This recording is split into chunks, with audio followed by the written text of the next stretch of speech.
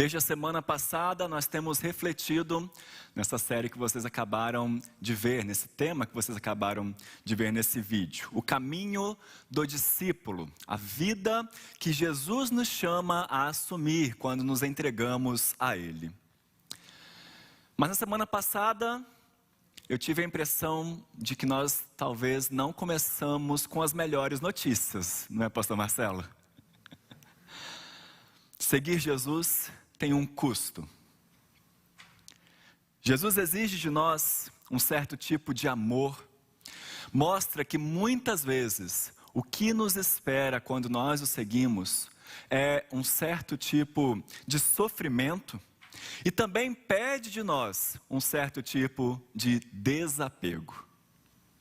E como se esses três custos não bastassem, nós também vimos com o pastor Alisson que fazer outros discípulos é uma missão tão complicada quanto, mas muito importante e primordial em nossa vida. Qual é o lado negativo?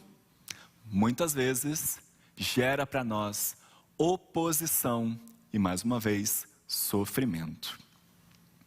Mas, meus irmãos, embora isso possa soar um pouco desanimador, precisamos ter sempre em mente uma certeza. Jesus nos chama para sermos seus discípulos, porque Deus está realizando uma grande obra de redenção em todo o universo, uma obra de restauração da humanidade. Então, mesmo que sim haja custos, mesmo que haja sofrimento e perseguição, há um grande objetivo, um grande propósito nisso tudo, que contribui para um bem maior. E é sobre esse propósito que eu quero falar com você nessa noite. Para isso, nós vamos ler um texto muito famoso do apóstolo Paulo, que está em sua carta aos Romanos, capítulo 8. Se você tiver a Bíblia, abra em Romanos capítulo 8, versos 28 a 30. O texto vai aparecer aqui em nossa tela com uma legenda, mas se você tem a Bíblia nas suas mãos, é importante que você abra. Nós queremos analisar algumas palavras e pedir que o Espírito Santo possa nos guiar na leitura e meditação da sua palavra. Romanos capítulo 8, versículos 28 a 30. Sabemos que todas as coisas cooperam para o bem daqueles que amam a Deus, daqueles que são chamados segundo o seu propósito. Porquanto aos que de antemão conheceu, também os predestinou para serem conformes à imagem de seu Filho, a fim de que ele seja o primogênito entre muitos irmãos. E aos que predestinou, a esses também chamou. E aos que chamou, a esses também justificou. E aos que justificou, a esses também glorificou. Vamos orar mais uma vez? Senhor, com a tua palavra aberta diante de nós, pedimos que o teu Espírito Santo possa iluminar o nosso coração, abrir os nossos olhos e que nós possamos contemplar a verdade da tua palavra aqui nessa noite, Senhor. Que o Senhor transforme a nossa vida e nos prepare para vivermos uma nova experiência com o Senhor. Ajuda-nos, Senhor, como nós já lemos aqui, já oramos algumas vezes também, conforma-nos à imagem do teu Filho Jesus Cristo. É o que pedimos em nome de Jesus, amém. A carta de Paulo aos Romanos é um grande apanhado do Evangelho. Aqui, o apóstolo explica quais são as principais doutrinas e os ensinamentos da palavra de Deus a respeito da salvação.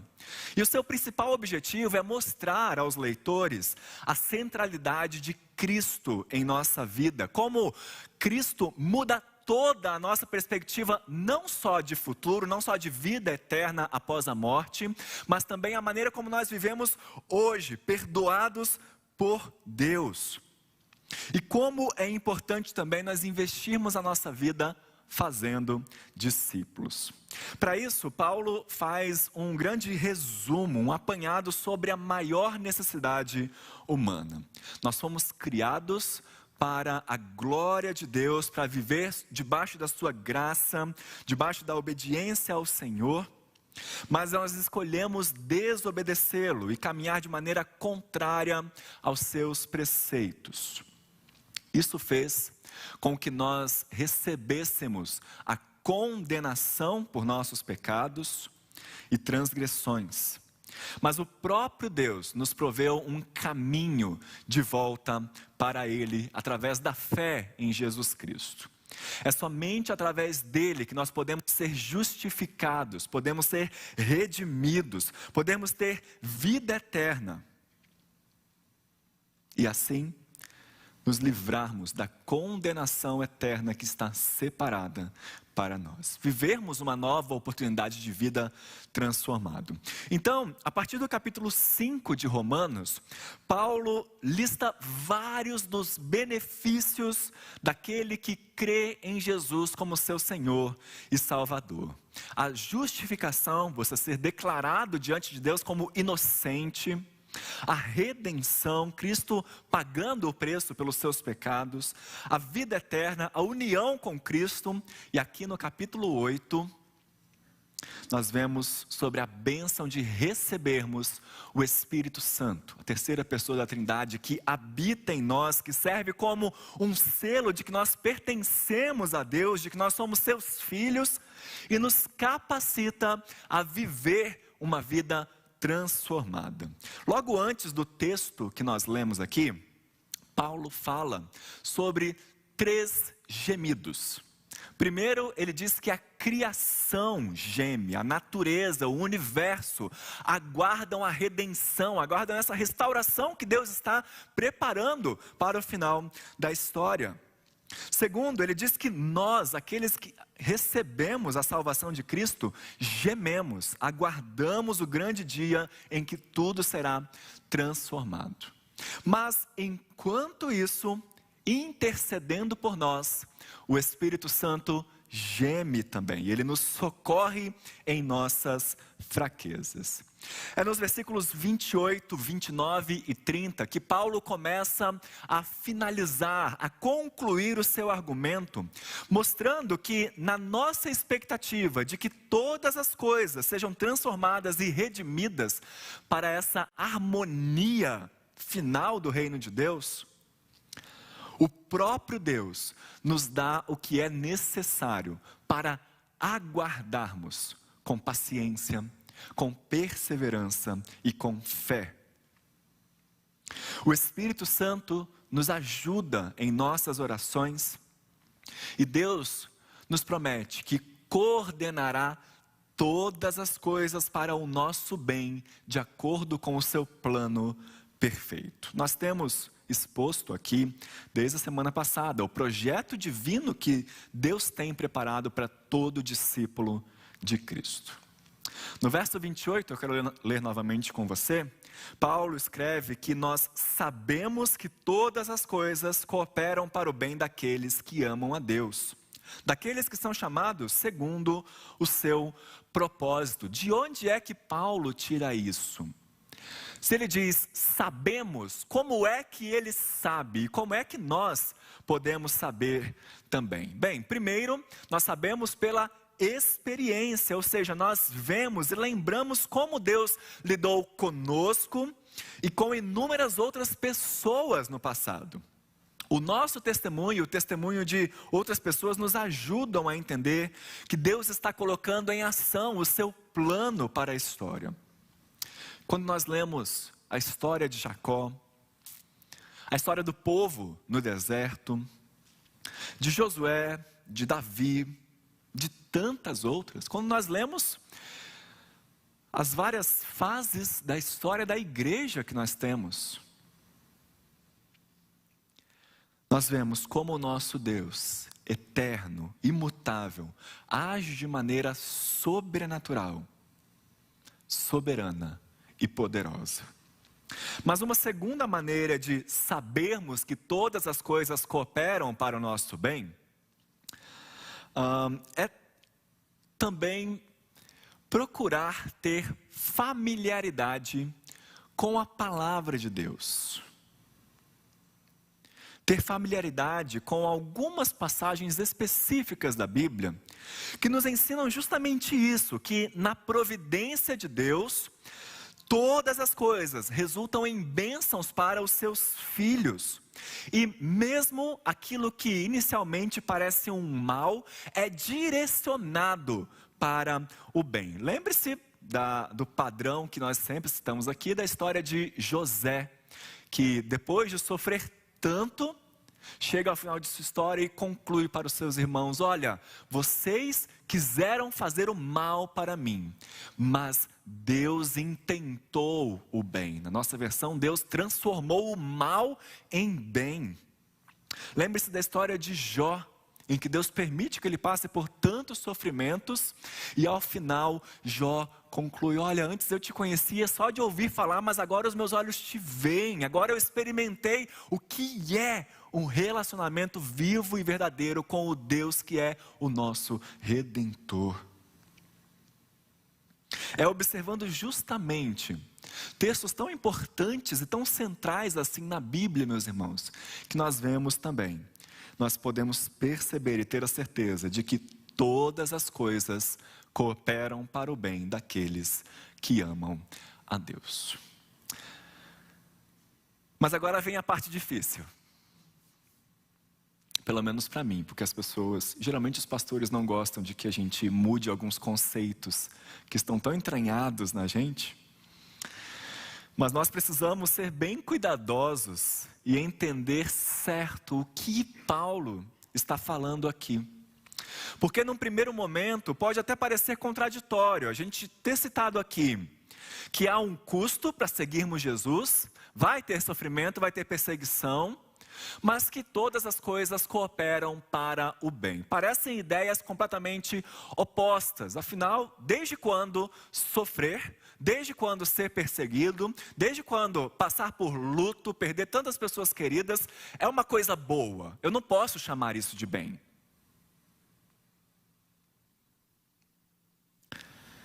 É por isso que eu preciso ter o cuidado de definir a palavra bem da maneira de Deus, não da minha maneira. Porque de maneira geral, meus irmãos, nós tendemos a ser muito materialistas ao pensarmos nesse versículo.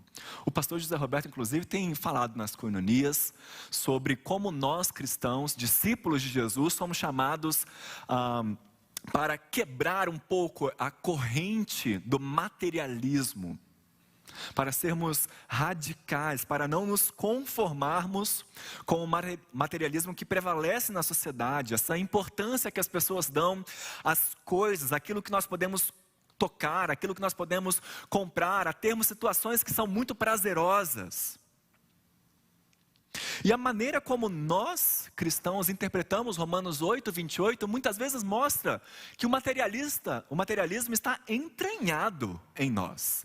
Você provavelmente já deve ter ouvido alguém dizer: olha, eu entendi, olha, lamento muito você ter perdido o seu emprego, mas fica tranquilo, porque Deus vai te dar um emprego melhor. Todas as coisas cooperam para o bem. Fulano, lamento muito você ter terminado o seu noivado, mas eu tenho certeza que Deus vai encontrar alguém melhor para você, porque todas as coisas cooperam para o bem. Quando nós falamos dessa maneira e pensamos em bem dessa maneira, meus irmãos, nós estamos sendo materialistas. Nós estamos tendo a ideia de que esse versículo está prometendo para nós um bem-estar físico. Está prometendo para nós riquezas. E isso vai totalmente na contramão do que Paulo vinha expondo. Bem aqui tem que ser definido em termos espirituais. O bem final que Paulo está falando aqui é a glória de Deus. E Deus é glorificado quando os seus filhos vivem como Cristo viveu e alcançam a glória para a qual Ele os destinou. Na verdade, Deus vai usar a nossa vida e tudo aquilo que nós passamos, as nossas provações, as nossas tentações, aquilo que acontece de confuso muitas vezes, para produzir o que ele considera como um bem mais elevado, uma fé mais forte, uma esperança mais firme. Não é à toa que Paulo já tinha escrito antes, em Romanos 5, que a tribulação produz perseverança, a perseverança experiência e a experiência esperança. A promessa para nós, então, é que não há nada nesse mundo que não seja pretendido por Deus para nos ajudar em nossa peregrinação e nos levar com segurança para o lar celestial. Romanos 8:28 está nos prometendo que nada afetará a nossa vida que não esteja sob o controle e pela direção de nosso amoroso Pai Celestial. Tudo o que nós fazemos, tudo o que nós pensamos, tudo o que nós dizemos, tudo o que as pessoas fazem para nós ou dizem sobre nós, todas as experiências que nós teremos, tudo é usado de forma soberana por Deus para o nosso bem. Nem sempre nós entenderemos isso, como que as coisas que nós vivenciamos funcionam para esse bem, e certamente nem sempre nós conseguiremos desfrutar disso, mas nós sabemos que nada entra em nossa vida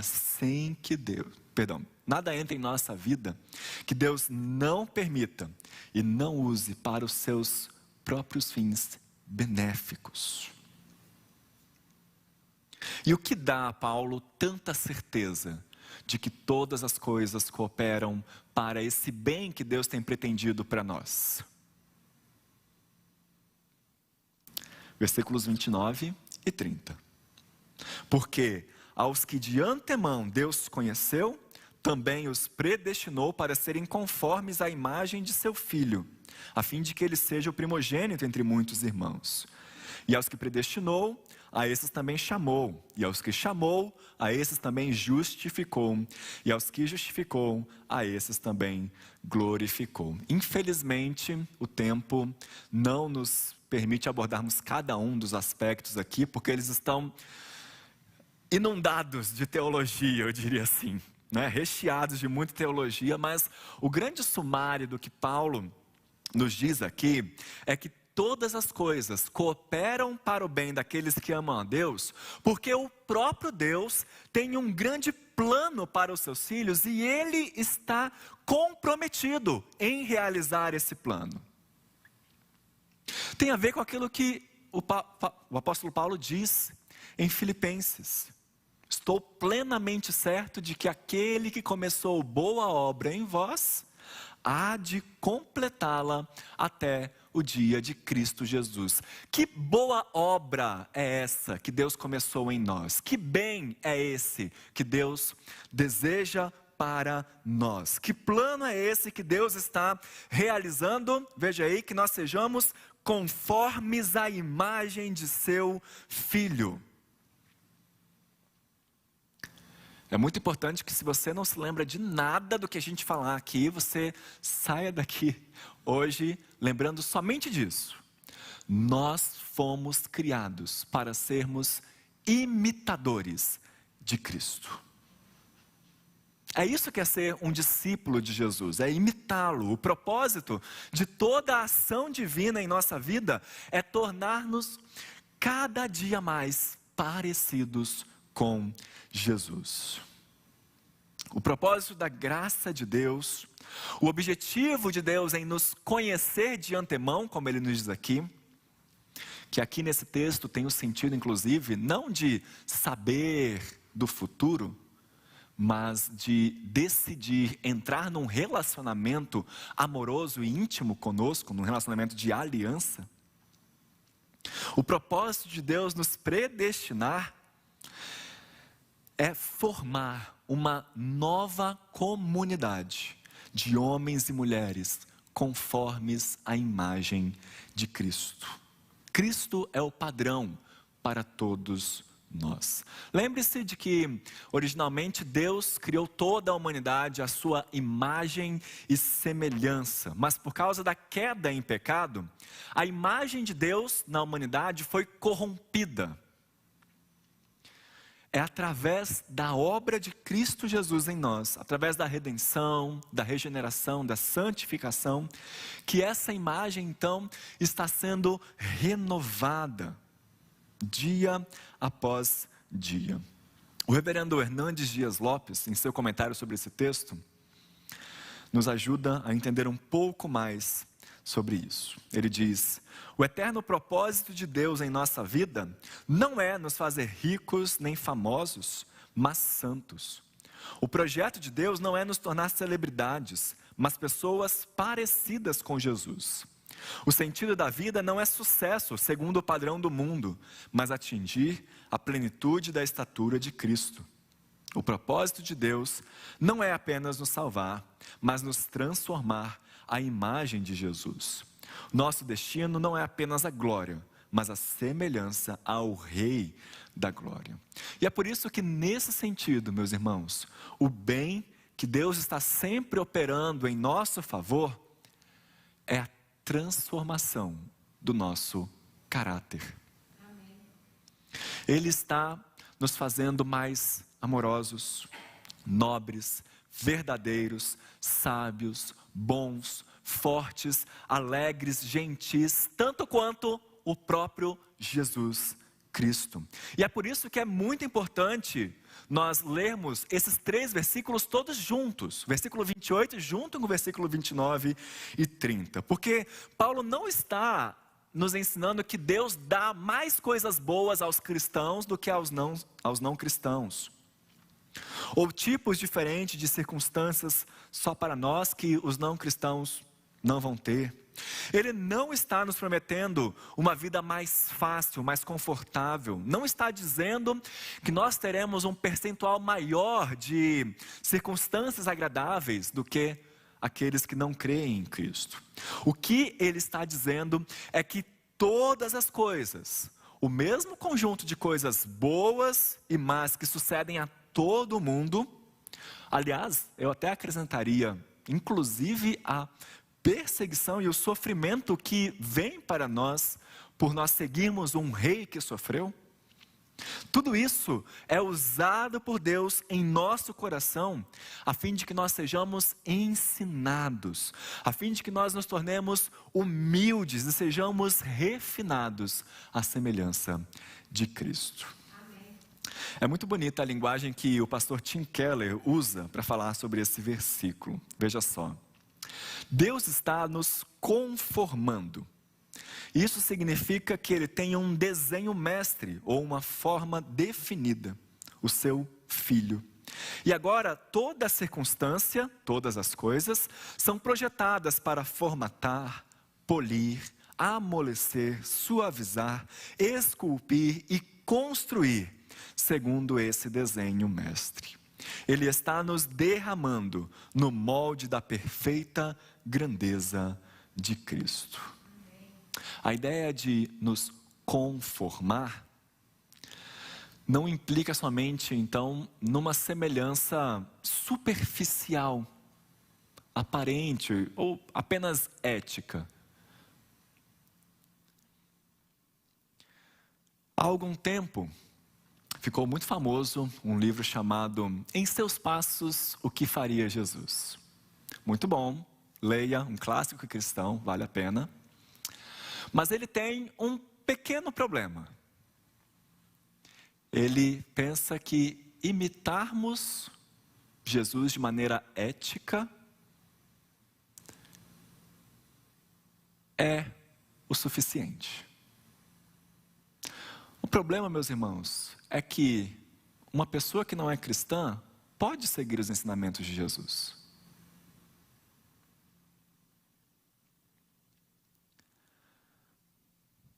Veja,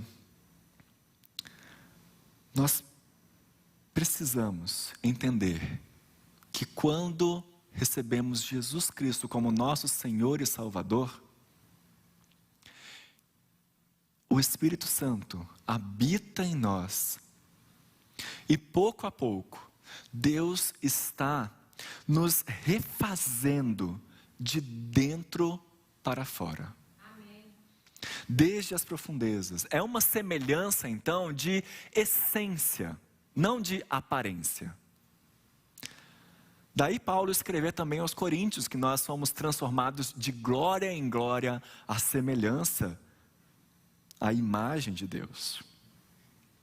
Mas talvez uma das coisas mais surpreendentes no texto aqui de Romanos é o fato uma das coisas mais surpreendentes é o fato de que sermos conformados à imagem de Jesus não é algo que termina em nós. Não é algo planejado somente para o nosso benefício. O desejo de Deus é que com isso Jesus seja glorificado como o primogênito de toda a criação e mantenha essa posição proeminente. Veja aí o versículo 29, o finalzinho. A fim de que ele seja o primogênito entre muitos irmãos. Então, embora Deus tenha sim um plano muito bom e muito amoroso para a vida de cada um de nós, esse plano é mais sobre Ele e sobre o seu propósito maior do que sobre a nossa felicidade. Qualquer benefício que nós tenhamos de nos parecermos mais com Cristo, de nos conformarmos à imagem de Deus, é periférico, é auxiliar ao seu propósito maior de ver o seu Filho devidamente honrado e glorificado por todos. O decreto divino tem por finalidade última a exaltação de Cristo. Nós seremos herdeiros e filhos na família de Deus, mas Cristo será o primogênito, o principal de todos os irmãos. Assim, não se esqueça, o caminho do discípulo tem a ver justamente com imitar a Cristo. Existe inclusive um movimento aqui no Brasil que afirma isso. Nunca se esqueça, você é uma cópia de Jesus. Todas as circunstâncias que nós passamos, sejam boas, sejam ruins, sejam alegres, sejam tristes, sejam fáceis ou difíceis, sejam desafios ou tribulações, todas as situações em que Deus já te colocou e vai te colocar, estão apontadas para isso e contribuem para isso, para que o seu caráter seja mais parecido com o de Cristo. Ele está comprometido com isso. E eu quero encerrar deixando uma pequena reflexão para vocês. Se Deus está comprometido em nos transformar e nos conformar à imagem de Cristo, qual é a nossa parte nisso tudo? Se Deus escolheu entrar em um relacionamento conosco, nos predestinou para sermos conformes à imagem de seu Filho, qual é então a nossa missão? Se através de todas as circunstâncias que nós passamos, Deus está moldando o nosso caráter, como é que nós podemos participar disso de forma ativa? Não se engane. Deus, o próprio Deus, está sim comprometido em nos moldar, em nos tornar cada vez mais parecidos com Cristo. Existe um aspecto dessa passagem que é indicativo, quase que passivo, digamos assim, porque tudo que acontece conosco contribui para nos conformar à imagem de Cristo. Porém, ao mesmo tempo, a Bíblia nos chama a assumirmos um papel ativo. Há uma responsabilidade de sermos mais como Cristo, seguindo o seu exemplo. É isso que na teologia nós chamamos de santificação. Seguir o exemplo de Cristo, meus irmãos, não é algo incidental, mas é um aspecto essencial da vida cristã. E é justamente sobre isso que o pastor José Roberto irá falar na próxima mensagem. Que Deus te abençoe.